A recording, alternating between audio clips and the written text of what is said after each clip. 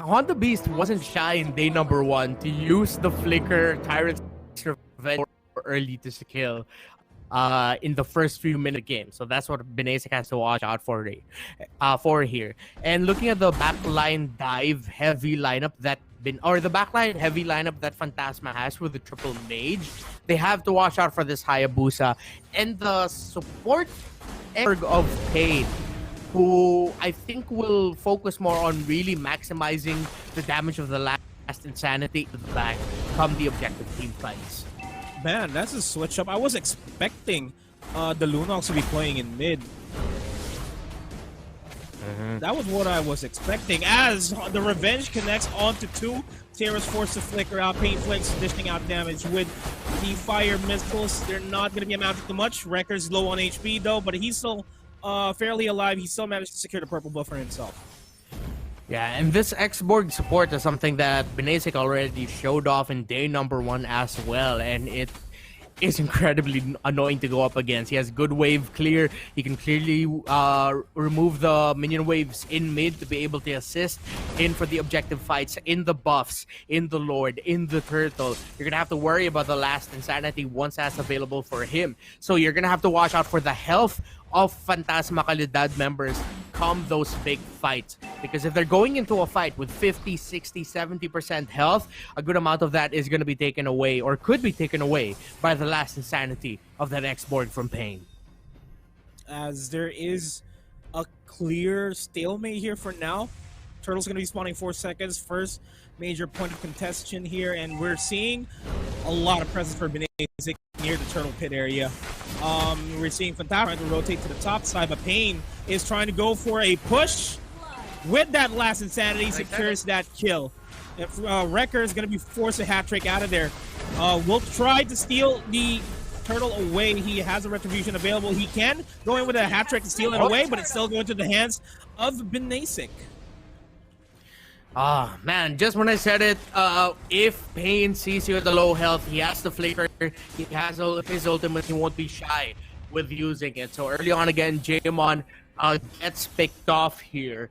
And it hurts because he's really just trying to do what attack does, which is try to find positioning for your team to give information where the members of Binasic are. It just so happens that it just coincides with Pain hitting level 4, so because he was eating a good amount of damage as well from Pain from the flamethrower hits, yeah, it was an easy delete. Yeah, the fire missiles are actually consistently doing damage against Fantasma Kalidad.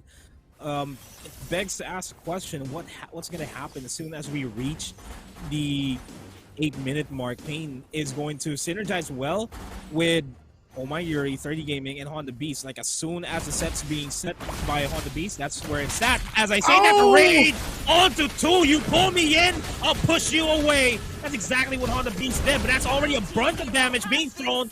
Everything in the gas cylinders of Fantasma Kalidad thrown to take out Honda Beast.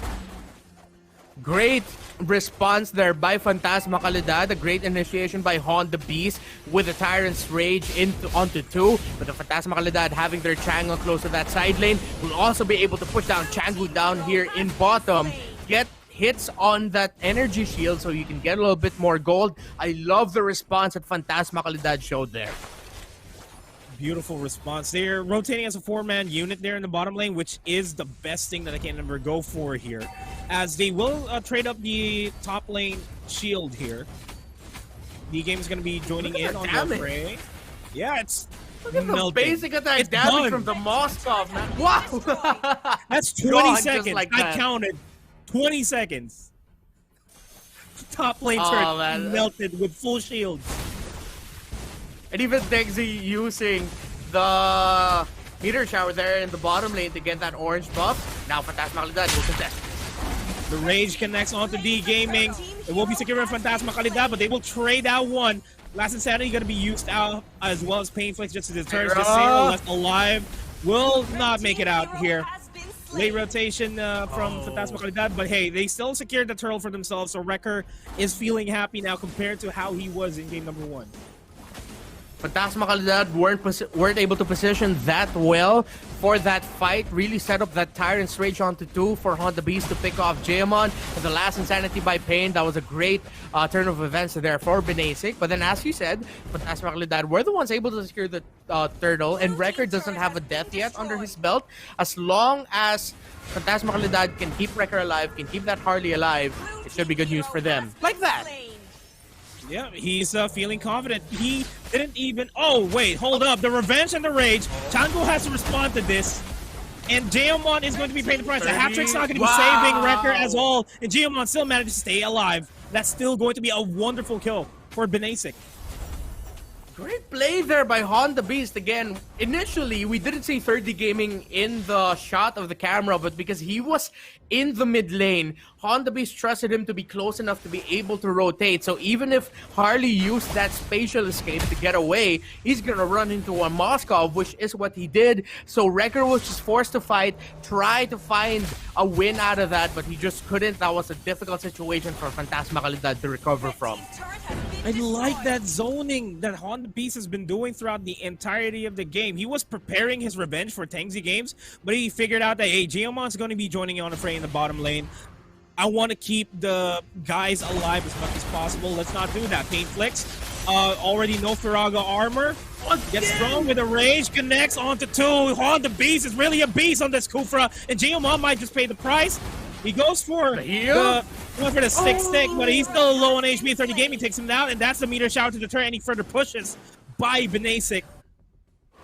I feel bad for Jaemon. He already got a stick a pick off there, but he was right at the edge of the pull to bring him back closer to the members of Fantasma Kalidad and secure that pick off kill. I saw him throw it out, but the effect was just right outside the little glob of glue he wanted to grab onto so that he could get dragged back. And, oh, here we go again. Honda Beast will be spotted out by Jaemon. Oh, yep, no shenanigans there. There's still the threat of a rage available, and Honda Beast is positioning himself behind enemy lines. Will he go for Jaemon? No, not really. They will be zoning everybody away just for 30 to secure his turtle. Oh, last insanity by Pain. Flickers in. No joy. No cigar in that fight. He's going to be surrounded by Tangsy. That is the game. Yeah, we're going to be able to get the answers to the what Fantasma Kalidad will do to adjust to the game for number 3 if it reaches that point. And we'll be diving back into the Land of Dawn. Honda Beast looking for an opportunity for the revenge. And Sarah will be taken out, and that's also a trade onto Changu.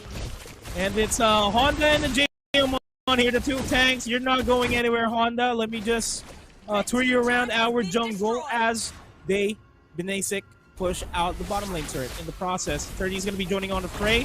Revenge is going to connect onto Jaemon. No rage. The rage is available, but it's not going to be throwing it just yet. 30 is still going in for a fight, and this mid lane turret is going to go down in just a bit as soon as this is pushed out. And they can clear the waves relatively fast. Yeah. Looking good right now for Fantasma Kalidad in terms of their counterplay capabilities, especially with Chango. Tangsy just picked up the Genius one, so now Binasic has to watch out for that damage and their positioning.